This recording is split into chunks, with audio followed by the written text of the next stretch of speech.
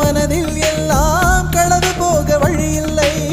தனிமையில் கால்கள் எதை தேடி போகிறதோ, திரி தோண்டி போன விரல் தேடி அலைகிறதோ.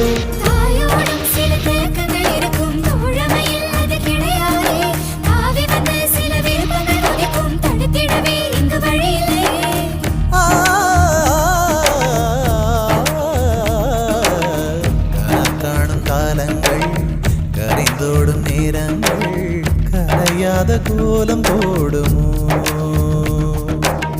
விழி போடும் கடிதங்கள், வழி மாறும் பயணங்கள்,